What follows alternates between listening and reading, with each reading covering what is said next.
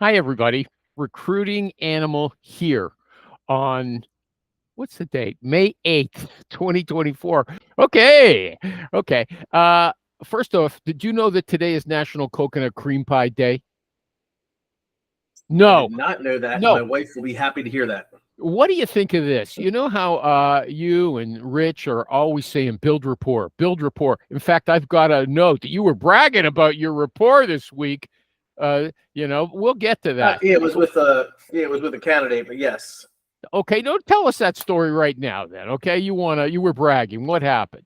So we're just doing a search, and one of the things that I've always said before is, when you develop rapport, it's a lot easier to have a conversation. And with this particular individual, we just seemed to hit it off a lot better, and the conversation delved into watching The Last of Us and Fallout, and whether or not I can play Fallout on my Mac, and Mac versus PCs, and then which ones our wives liked, and it just was a really conversation that went very friendly, almost like, not what you would expect in a business relationship. And yes, I even said in the thing, it was, 20 minutes of that was not making money or doing anything that was business related, but he ended the conversation with, "Okay, buddy, have a great weekend." And he calls me buddy now every time I talk to him. So it's like we became friends over this Okay, kind of yeah, camaraderie thing. okay. And Let me interrupt. Okay, I read that I couldn't find my notes because they're somewhere in there. I got a few different things on rapport, so I kept getting the wrong one when I searched rapport.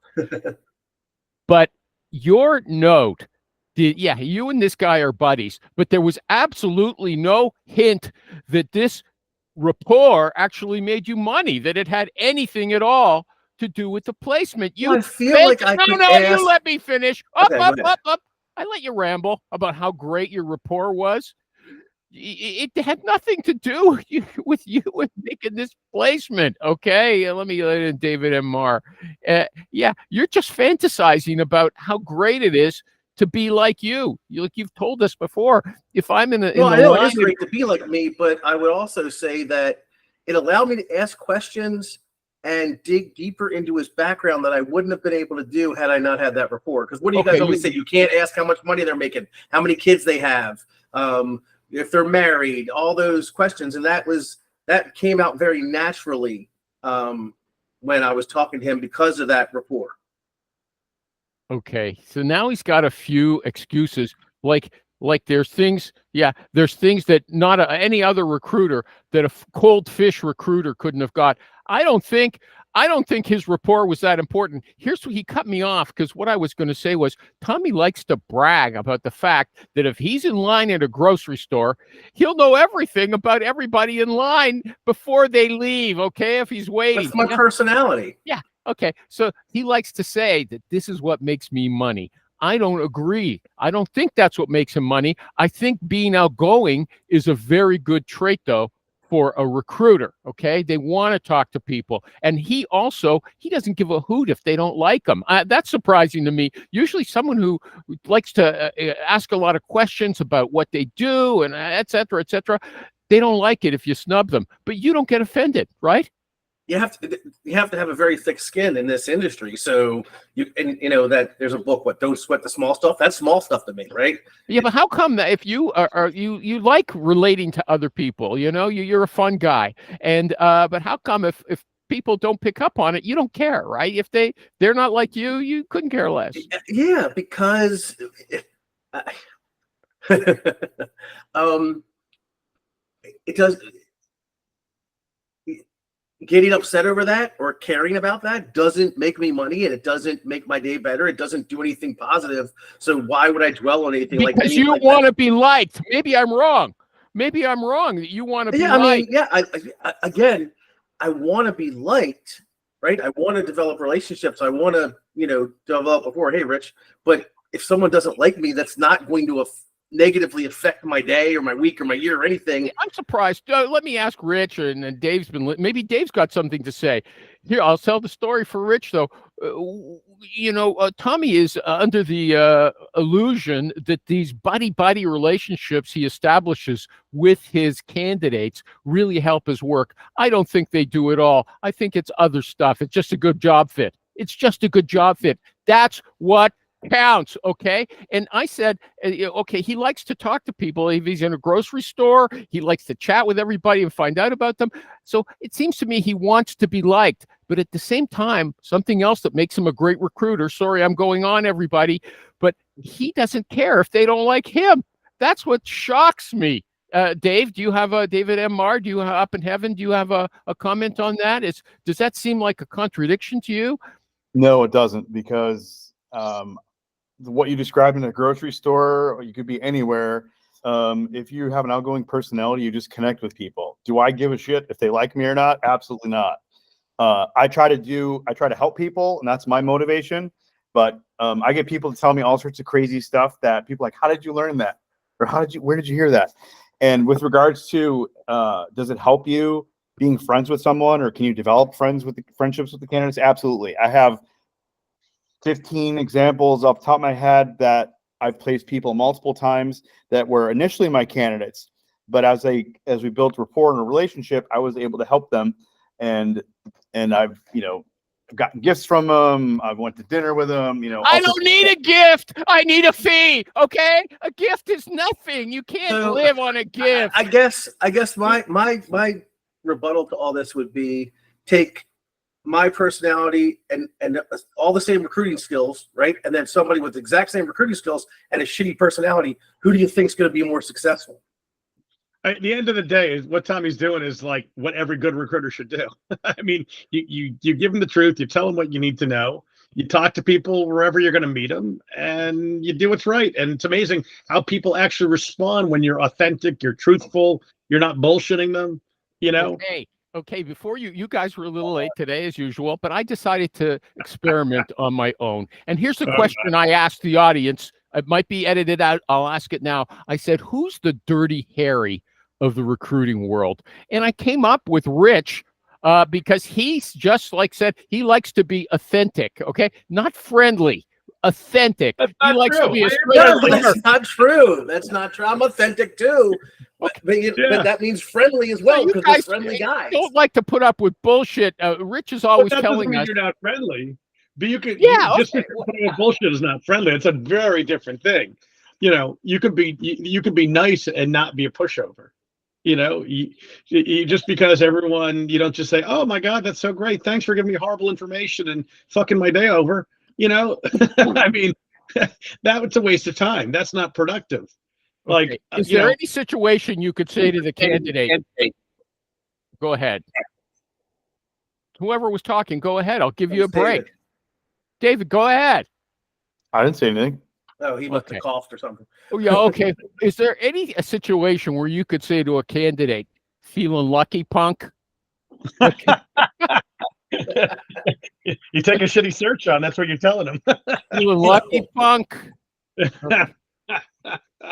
So, or maybe you say that to a client who says, I don't need you. I can do this search on my own. Feeling lucky, punk? Go ahead. You'll come back crying. Okay, sorry, Tom. There was a recruiter, an MRI recruiter, Steve, I can't remember his last name, and this was going back in the 90s, that I remember we were talking about him, and my boss used to manage this guy when he was an MRI manager, and he said, this guy was a good recruiter, but he beat everybody up. Like, the employers would be like, yeah, he filled our position, but God, I felt like I went 10 rounds with Muhammad Ali after dealing with this guy, because he was everything had to go his way. Everything was my way or the highway. Would pound you and pound you and pound you. And these employers yeah, he filled the position, but Jesus Christ, do I want to work with him again? This is a great story. Can you be more specific? When he pounded them and said my way or the highway, what was he talking about concrete? Like what all the stuff that we talk about that is like, you're going to interview this way. You're going to answer the questions this way. You're going to call me at this time.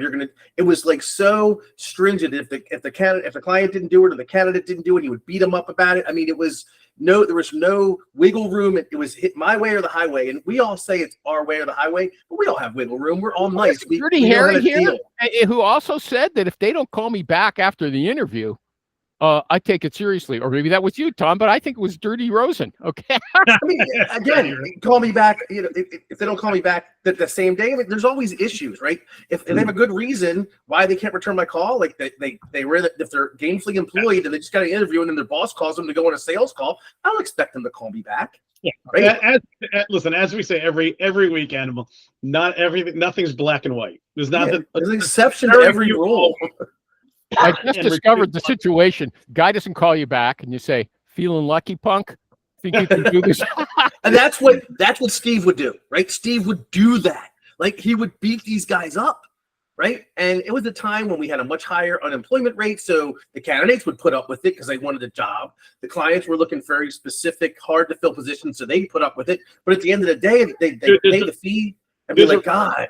There's a recruiter in Texas in my space who at one point was fairly well known. He had like a radio show before podcasts, and he would literally try to bully candidates and clients. Clients hated him, but they would still work with him every once in a while because they just felt like this guy had such a hold on the Texas market that they felt they had to.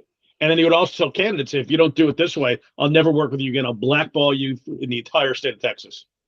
And eventually his reputation, I think, really got ahead of him, and got a hold of him, and people stopped working with him as much. But he was a bit of a legend, quite frankly, a productive recruiter who was a complete ass. Okay, hold on a second. Let me just ask this. I'll put it very clearly. If the job is really good and the money's good and location's good, you call the candidate and you don't buddy with this man or woman, and are they going to be any less interested? Is it going to No. how can you I mean, you But can't Animal, shoehorn act as a if- candidate. You Go ahead. act as if you're going to start every conversation with, "Hey, pal, when are we going to grab a beer?" I mean, like Tommy and I and David, everyone, it happens kind of You naturally. gauge it as you're talking, whether he wants to be that type of person. Like this candidate that you're talking to me about, he said something that clicked, and I said, "Oh yeah, did you see Fallout?" And he just went on and on about Fallout, and then we went into Last of Us, and next thing you know, we're having this great conversation. Had you not mentioned the thing about Fallout or whatever, we may have not ever got to that point. Okay. But it's stuff like that. Someone without a friendly personality could still do the job Absolutely. just as good as you. Maybe. Yeah. Yeah, dude, there are better recruiters than me that do not have the personality I have. That are Someone got offended. stringent to the point, right? Everything right there. That they're very what's the professional? Every aspect is professional. They separate the person. Tommy and I are not professional. We are, what you see is what you get. Yeah, we're casual. We say stuff that maybe a lot of like Corn Ferry guy, like the Hydric Struggle guys, they probably wouldn't do the stuff we do. Absolutely.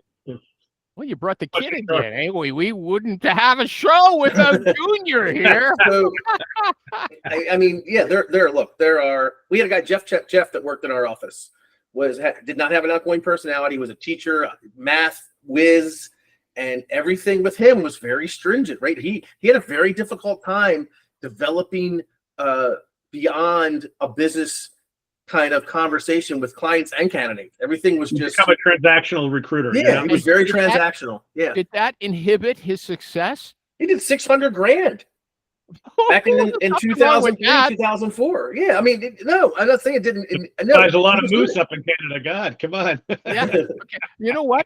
That's a very interesting tidbit, Tom. Thanks for telling that story. Okay. It just goes to your country that you're pulling the rug out from your I've never said no. I feel I'm successful because of that, or maybe it just adds to my value. But there are so many different ways to do this business. Doesn't mean you have to do it my way or have my personality to succeed. Okay. Yeah. Anybody else? Oh, sorry. Go ahead. Anybody else want to comment? Oh, good. I have to before Rich disappears or whatever he's going to do. Okay. I want to attack him. Okay. I want to attack Rich. Yeah. Rich is doing consulting, teaching. He's a recruiting teacher now. Every Thursday morning at 8:45 in the morning, or 8:45 Eastern, 8:45. He's got a group session, and if you go to Moore's Essentials, that's where you can find out about it. Okay. Can I jump back to that other, when you get a chance for this, can I jump back to that other topic for a second? Go back. I can get Rich any time of the day. Rich, you're in contact with Cahill a lot, right? Yeah. So he had a thing. I went to a seminar of his many moons ago, and he talked about pulling an offer from candidates But it was not really pulled. You would do it after they accepted the offer, and then you would call them up and say the client's pulling the offer. And then the guy would freak out, and then you would say, "Oh, I'm just showing you what it was like." And I'm paraphrasing what it's like if you accept a counter offer. Do you remember that? Vaguely. Yeah, he had a deal where he would after the guy accepted or gal accepted, he'd wait a day or two and call, "Hey, by the way, XYZ Corporation has changed their mind. They're not going to hire you."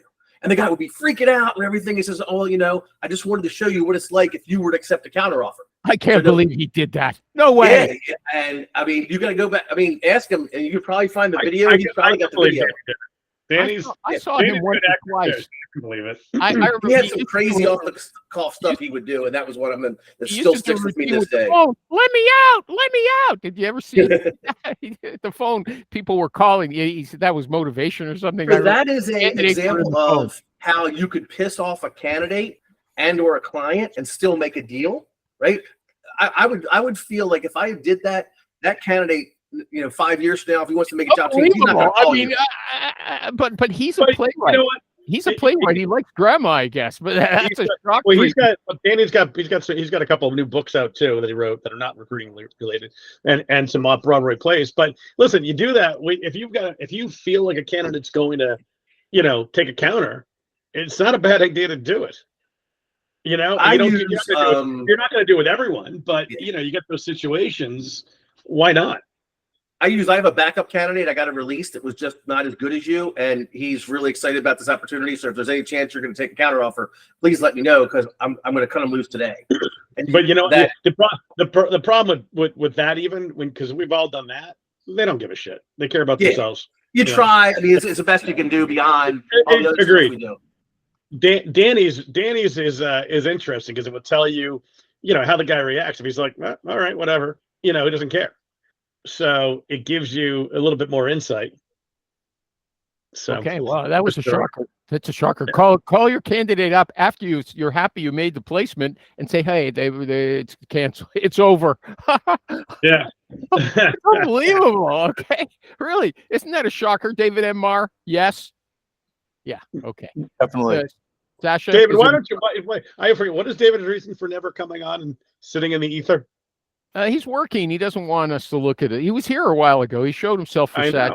He comes for a minute. Off his Hawaiian shirt or whatever it was. Okay. Yeah.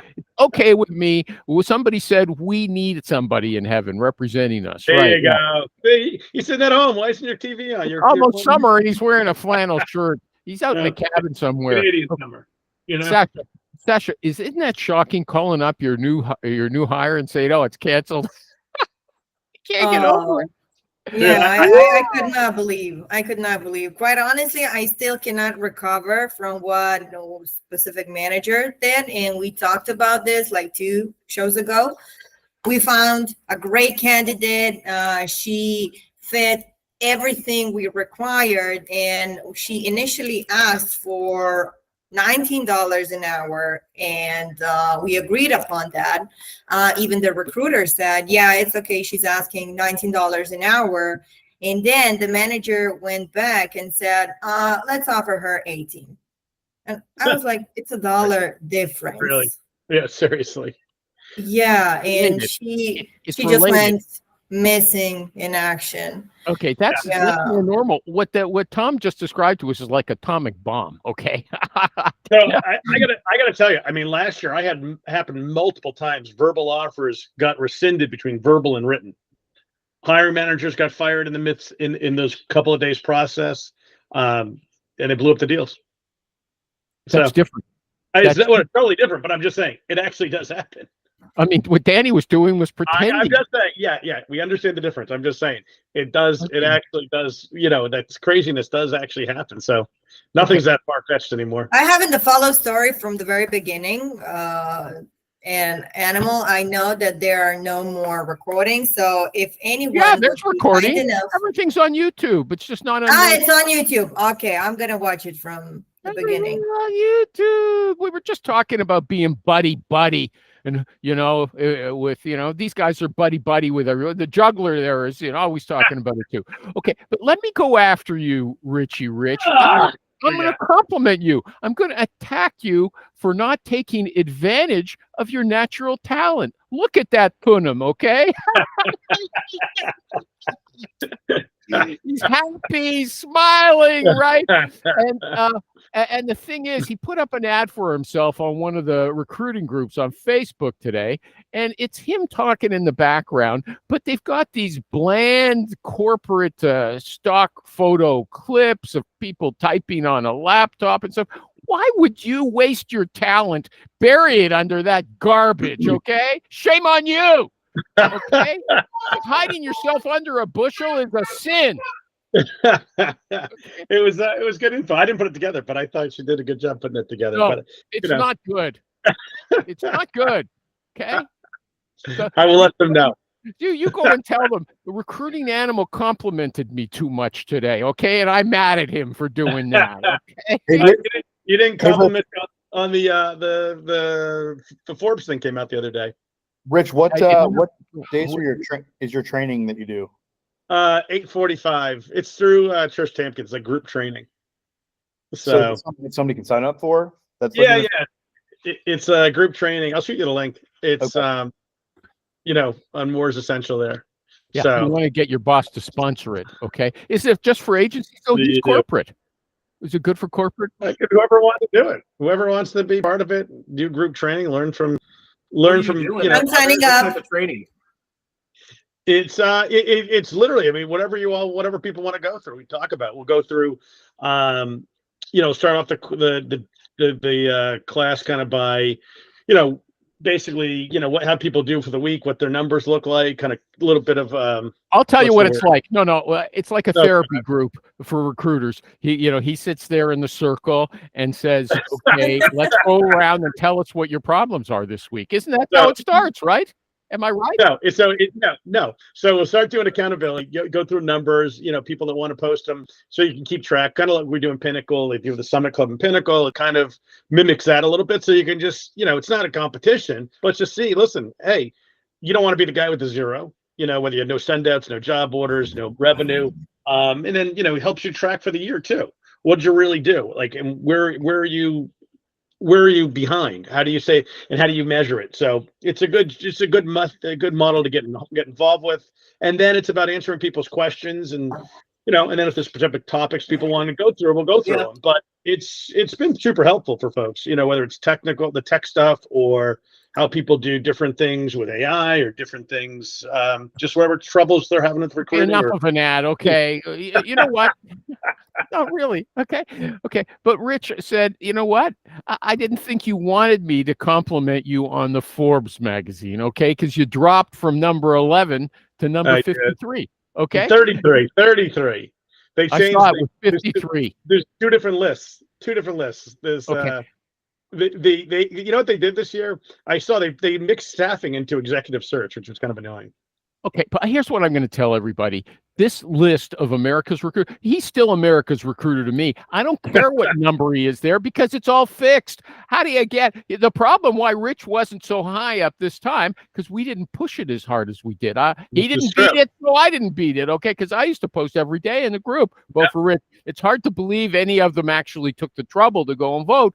But somebody voted for you because you were number 11. But in those lists are all fixed. Who's going to go and vote there unless the recruiting companies call everybody they know, all their clients, all their candidates, and beat the bushes to get them to go in there and vote. So it's like a fixed vote. It's not like there's a... But these are giant companies too that are doing it. Like the top 10 are all Heidrick and Struggles and Randstad on there, which is staffing anyways. I don't understand how their executive search. It's nothing to me, Rich. So I didn't want to suggest that anything was not as good as last year just because you're a lower number. Okay. And he just explained how they grade it differently. They throw a bunch of staffing firms. They're not headhunters.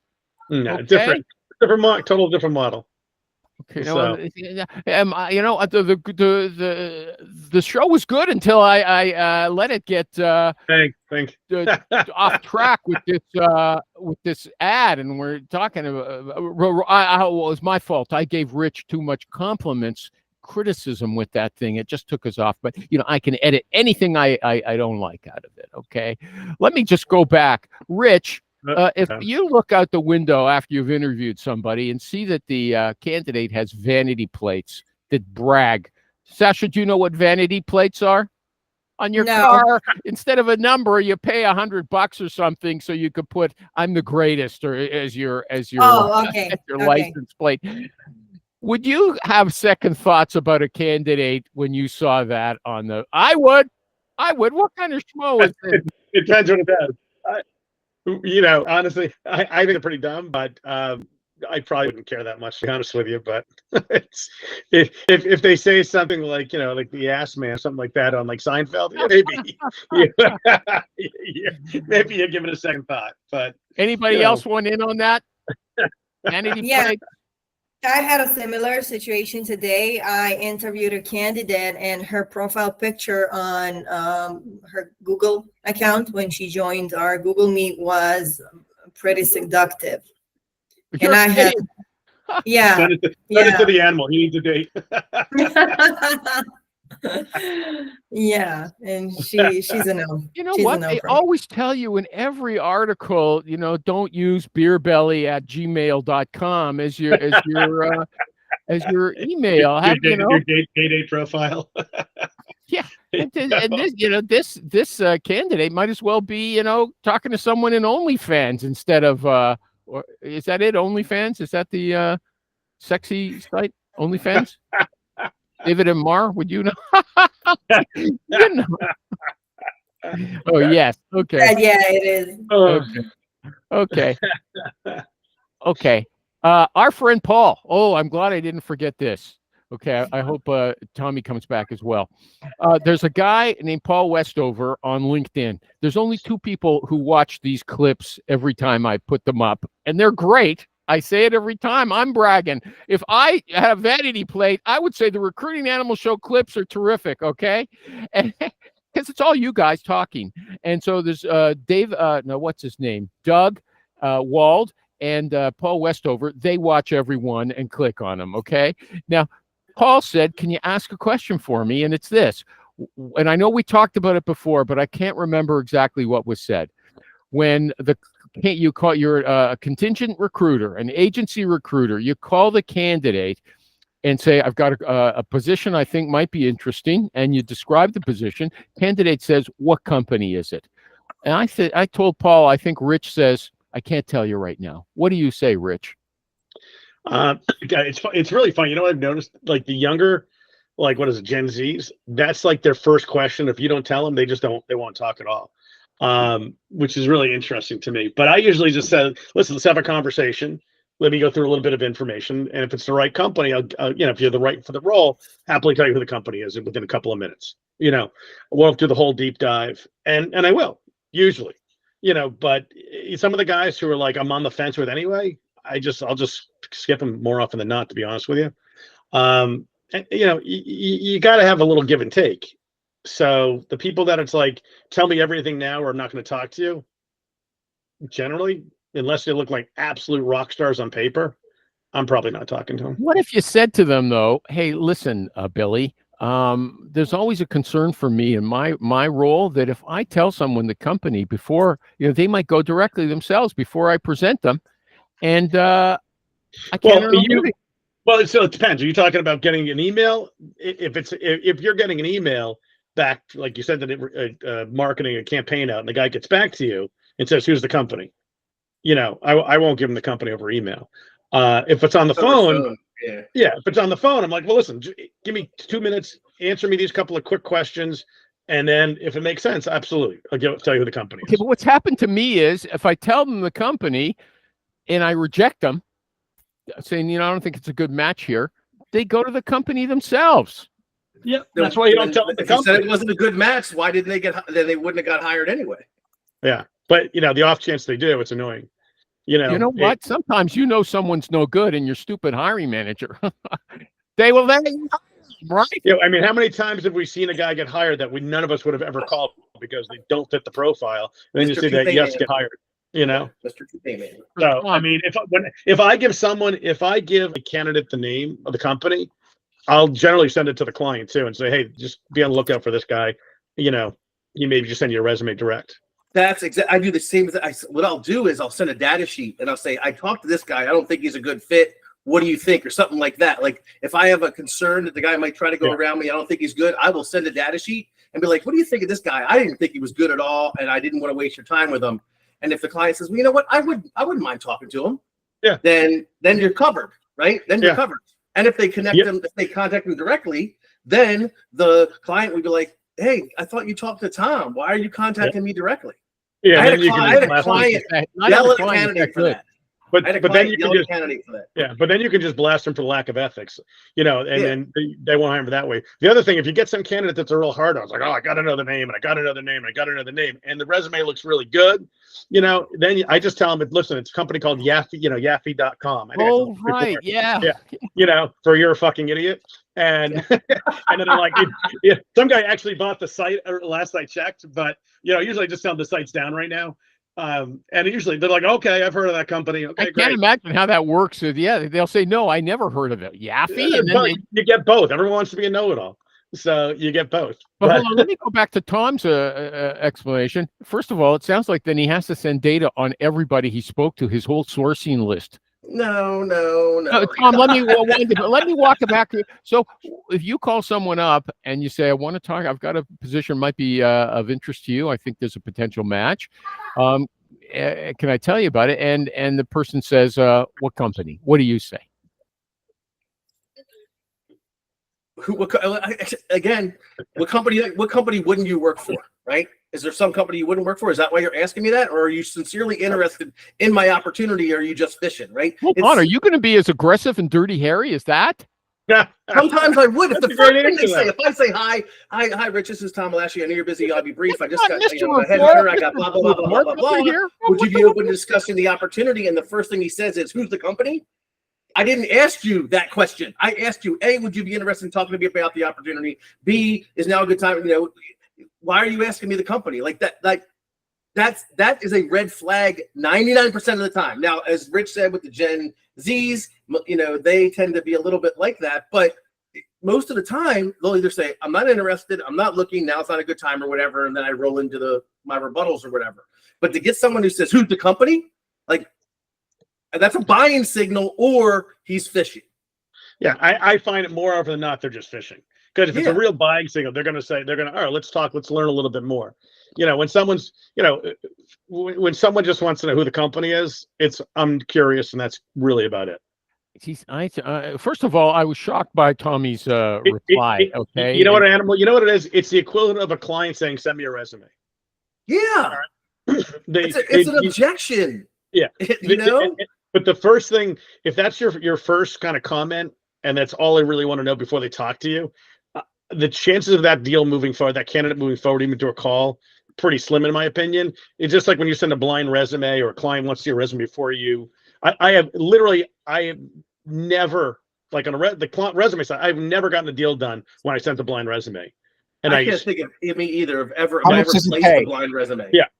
Well, how much does it pay? Look, I hate that question too, but I appreciate that at least more than the company name. Yeah, I don't mind how much it pays. I hate but again, I hate doing anything over email and that kind of stuff. It's like pick up the phone, have a 5-minute conversation. What if they say, what if they say, hey, Rich or Tom or Dave, or what if they say, look, I don't want to waste my time talking to you if I know the company is something I'm not interested in. How do you rebut that? Is there a company you wouldn't work for? I refer them and I say you should definitely talk to the recruiting animal. Thanks. Yeah. No, seriously. Yeah, but we just say, listen, I've got 20 companies I can tell you about. Do you want me to list them all? Or do you want to be able to let me know what you're really looking for so I can actually help you as time goes on? This may not be the right one. I don't know yet. It looks pretty good to me on paper, but I haven't talked to you, so I don't really know what exactly you want. And these are just all those are objections to every, I'm happy where I'm at. Who's the company? They're all just trying to get you off the phone or fishing or whatever, right? It's not real. So. Or it's a buying sign. Or if they say, who's the company? I'll say, oh, so you're interested? Tom, you weren't here, but there's a guy named Paul on LinkedIn who asked me. Okay, so I mean, he wants advice, and now that I'm hearing these stories, I want advice too. I mean, like, it's a hard question to If it's an answer. engaged search, Rich, if it's an engaged search, I don't give a shit. Yeah, if it's Right? If I got a engaged, retainer, I okay, don't give a shit. yeah, If it's they a contingency, client gives you it back know, to you. Okay, I've had What that you, happen. you say, hey, look, man, I don't get, like, you can pay empathy. Look, I don't get paid if I don't Yeah. fill this position, right? So I'll be more than happy to tell you the name of the company. Just tell me, are you actually interested in talking to me about this opportunity, or are you just trying to get me off the phone? I gotta tell you, even if it's engaged, because I don't know about my engagement fees are not guaranteed pay on the placement. No, It's just neither the am I. upfront. So even then, I still don't like telling them, just because it's the same principle. You know, I mean, I know plenty of recruiters who are just like, oh, here's the company. They can't tell you fast enough, or they'll put it in the outbound email that the campaign they do, which I think is Really? just Wow. classic. I don't like that one either, because it's not so much the candidate's going to go around you, but he's going to tell his friends, hey, did you hear Rosen Incorporated's looking? Mhm. Yeah, Sasha, Yeah. do you want in on this? That's why I asked, are you really interested, or are you just trying to get me off the phone, or are you just looking You for have information? comment Because if you're on really interested, I'll tell them the company. I can't But if believe they're that this guy who was so excited about building friendly relationships is this aggressive right off the bat with, what do you want to play games with me? That's what he sounds like he's saying. You were screwing around with me? I'm Look, I told you, Italian, buddy. You come if you over tell- here. if you tell me I'll show you some we games. don't pay fees, I'm going to say, well, great, you're a source now. That's not building a relationship. I don't give a shit what most people think about me that don't want to Nope. work with me or don't like me. Okay, I shouldn't have made that Palermo joke, but I'll cut it out. Okay, go ahead, Sasha. Do you have any comment on this? You've been listening. No, you want to pass? Okay, Dave, do you have? Go ahead. You I was go going to say ahead. the other one, the vanity plate. If you ixnay a candidate because of vanity plate, you're an idiot. I got a vanity plate, right? I got a Porsche, right? I drove a Mercedes to a client once, and they gave me a hard time that my fees were too high, right? Well, hey, sorry, I'm successful. Fuck off. What's your vanity plate, Tom? What's your plate? I had in German, I had Kaufjäger, which is headhunter in German, and then headhunter, HD Hunter actually, on my truck. Uh-huh. Okay. Kaufjäger was my favorite, but I couldn't get it up here. Okay. Dave, did you want to get in on this? You used to be an agency recruiter. Would you give out the names? He's not here.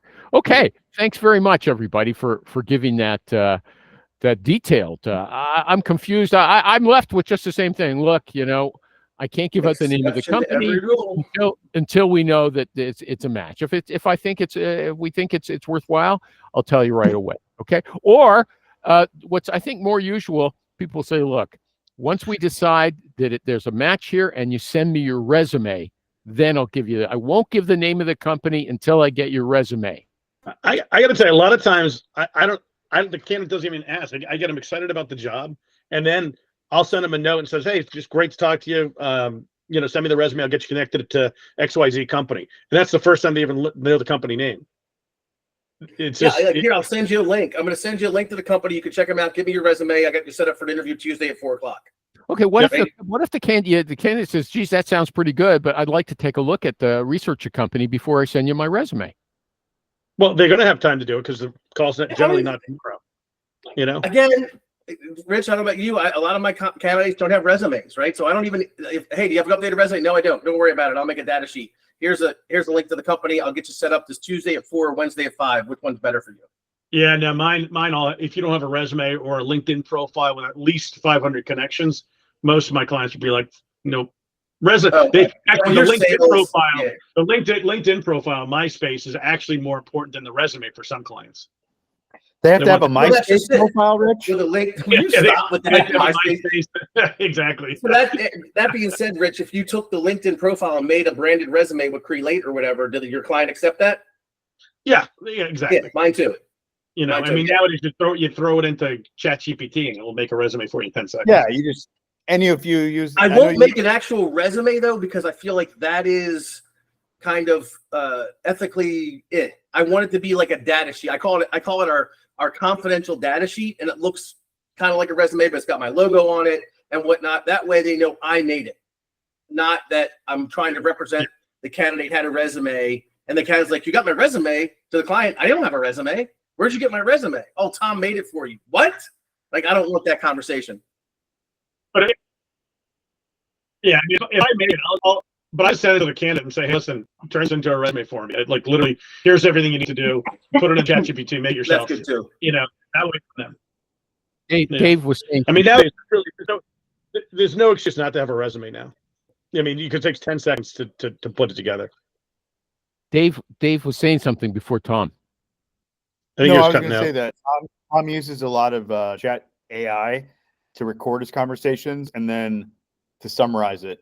There's different tools that do it better than just ChatGPT, but Yeah, that MetaView thing, man. I tell you what, I gave that to a client that blew their mind. He even said to me, Tom, I know you didn't write this. You can't write like this. This is amazing. I can't believe the notes, this thing. How do you get these notes? Right. So we start using stuff like that. So you guys don't find that the candidates mind being recorded in these note-taking tools?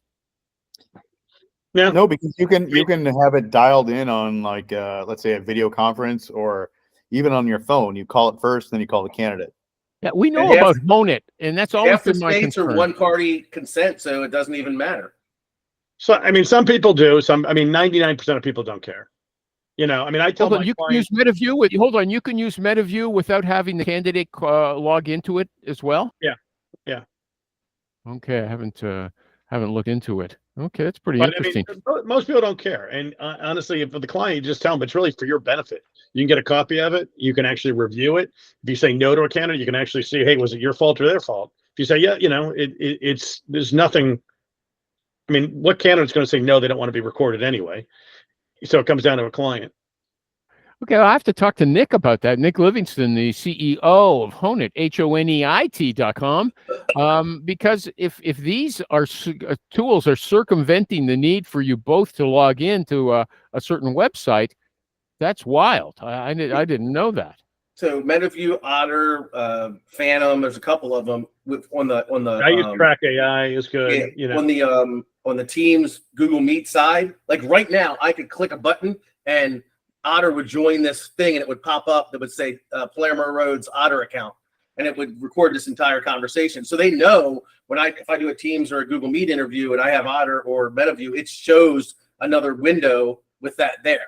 Okay, Now, but you're when I call getting someone, you've it already doesn't. got the candidate logged into Google Meet. No, well, yeah, we're logged into Google It Meet. automatically- Okay, so maybe it wasn't like I you're thought. You were saying. overcomplicating. Yeah, on the phone call, I can just call them. I can call them through MetaView. They don't know that I'm using MetaView, and MetaView listens to the entire conversation and makes notes. Okay, that's pretty interesting. Okay, I got to look at that. What about this? Can you call staff at your client company for referrals? Okay, is it okay to call the employees of your client to see if they know anyone for a job you've got with another company? I've got an opinion about that. What does anybody else think first? It's You know, case by case. yeah, exactly. It's a little slippery, but if you're just saying, hey, who do you know? You're not asking them. And They also, might do you have, volunteer. do They you might have, volunteer. you have a, but yeah, exactly. Well, they might, but do you have a relationship with those people, or are you just cold calling into them? You know, I'm not sure I'm cold calling into my client to see who they know, but that's a desperation move, in my opinion. If you know someone though that's there and you're already connected with them, Or ask, you I'll truly ask the cold sales call manager, or can I is it call one your call? two sales guys and see who they know in those territories that might be a good fit? Or what are the builders in that territory? Or what are the contractors in that territory? But I'll call the client first. Hey, you have two guys that sell in XYZ territory. Can I call them both and see who they know? Yeah, go ahead. I used to work with a partner. He had the contact at the company. It was his client. I recruited the candidate, but I never spoke to the client. Okay, so he didn't know me. And we were working on another search very soon after the start date. And I called her up at that company to see if she knew somebody. This guy, when he heard about it, he flipped out. He went crazy and Your called. partner? No, the client, the client company. Okay, went nuts. He called my friend, my partner, and yelled at him and all kinds of stuff. For It was- what? it was What was his? he For thought I what? was trying to recruit the candidate out after we'd taken a fee, right? Some Sounds like recruiters he pulled an animal.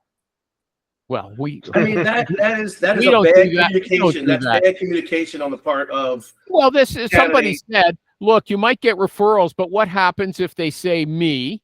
And secondly, even if they don't, volunteer themselves, the client is going to feel like you're low key trying to get his own or her own staff to volunteer. I don't Okay. crap where I work, man. I mean, I would never do that, right? My clients know that. That ruins a relationship. Why would I do? If a client called me yelling about that, I'm like, dude, why would I take from you? What the hell do I have to gain? You've paid me $180,000 in fees in the last 6 months. What do I have to gain from taking one? Having to argue like that, having to argue you might have a good point, but emotionally it's already. But you have to like say that, dude, no, calm down. You're my client. Why would I take from you? What do I have to gain? One placement of this girl versus all the placements I did with you? Trying to What are calm you thinking? someone down is worse than not having any problem at all. That's my experience. Okay, even if you're right, and honey, I wasn't cheating. I was just talking to her. There's a problem. Anybody wanna got an issue they'd like to raise, or they think is hot, or they feel passionate about before the show ends? Anybody? There was something I thought you were going to hit on. Now I can't remember. No? Okay. I drink too much. Sorry. You drink too much. I say more stupid shit before 9 a.m. than most people say all day. So okay. What about this face-to-face meetings with clients? Some people were raving. There's nothing as good that makes up for a face-to-face meeting with a client. And Gavin said, you know what? Going out and visiting your client takes a lot of time. It does. Much more productive to stay on the phone. Anybody got an opinion on that? Yeah, 100%. If I have to fly to California, yeah. Yeah. I've met like 13 or 14 people in person in 28 years. It's incredible waste of time, in my opinion. It's an expense and it's time, and they don't really care. Trade shows. I have met more people at like a trade show or a convention where everybody's there, and I'll spend 3 days just working that trade. I went, one of the big ones here, one of my biggest clients had a hospitality suite at night. They rented out the entire bar area, like 17 bars and restaurants, and everybody from the show was invited, right? So I partied and drank with VPs and managers of all my clients, plus I met candidates. I mean, it was free, and I got drunk. So it was like fantastic. But you can have a booth. You can, if you're good, if you work a particular niche. We had a booth at my old firm at the National Roofing Contractors Association, and you sit there and the candidates just come, you get their card, you scan their badge, and then I walk around and go meet clients who had booths. You can do so much in a couple days that you could never do flying all over hell and creation. So I like meeting candidates face to face, but I agree with Rich. I'm not flying to California to meet 1 or 2 clients if I can go to a trade show and meet 50. How often I would agree. Trade shows make a lot more sense. Like, I mean, I just remember I would go into Boston. I did it a couple of times. You literally lose 3/4 of your day by the time you get in and out. It's not worth it. It's incredibly unproductive. Unless, like, I don't know, I mean, you could say, what if you were getting 10 retained searches or something?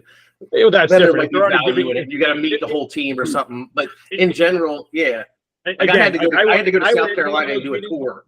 I went in for one of those meetings once to go, try to win the business, and it's a dog and pony show. I'm not built for it. I don't care. Okay, that's different. I would never do it again. On a prospect visit, that's different. Even agreed.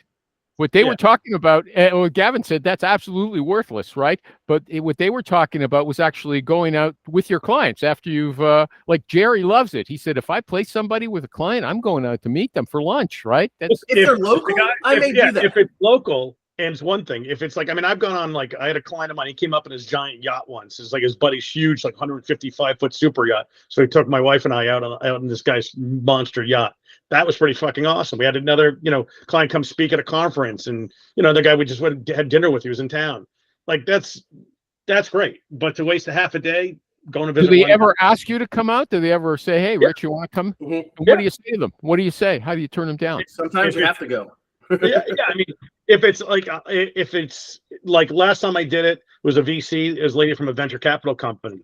And so I said, sure, I'll meet for dinner. I met at like 6:30 after traffic kind of died down a little bit and wasn't a ginormous pain in the ass, didn't waste a lot of time. You didn't turn her down. Okay, that's the answer. I had to go to South Carolina and do a plant tour. They paid for everything, flew me in, gave me a plant tour, the whole 9 yards, but they wanted me to see their operation. And, this is a company that's paid me, $1 million in fees in the last 7 years or whatever, 8 years. more than that. So yeah, whatever you want, whatever they wanted, they got.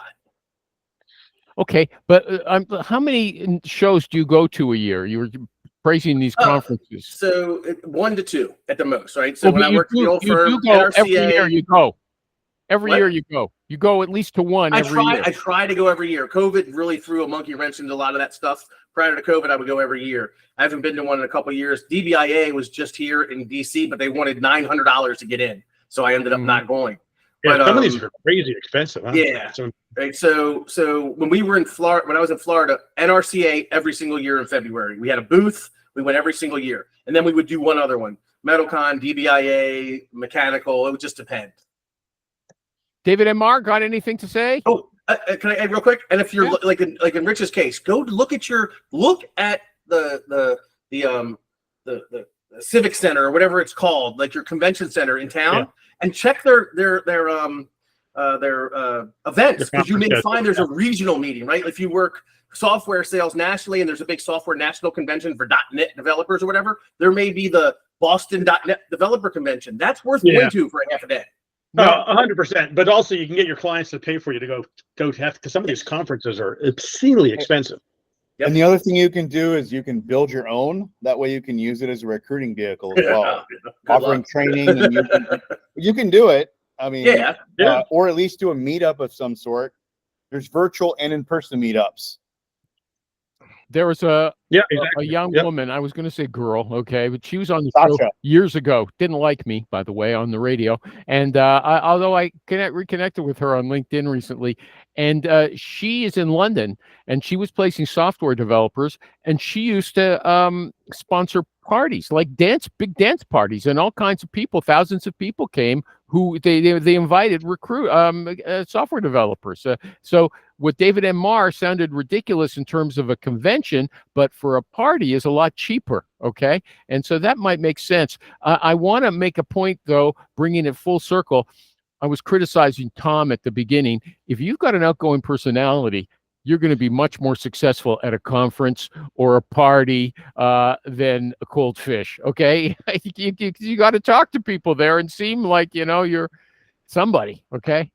Liquid If you're in courage. DC, the AIA convention is next month in June. If you work architects, engineers, construction, the AIA convention's at the DC Convention Center next month. That was, I may look in just and walk around, see if there's any potential clients there. If I have 5 or more clients that have booths, I'm walking that show. Okay, Tommy Alacio, Palermo Roads, David M. Marr up in heaven. Richie Rich, he's blacked himself out just to spite me, because I told him he should not black himself out. He should not put the crappy There he is. corporate videos over. This is a great picture. You're standing next to the camera. Usually you're way down at the bottom. This is great. You tell Trisha if she needs. Do you live in the Southwest? I'm David? the guy. Okay. David lives. I will tell it. David lives down the street from Ernie almost. Okay. Oh, yeah.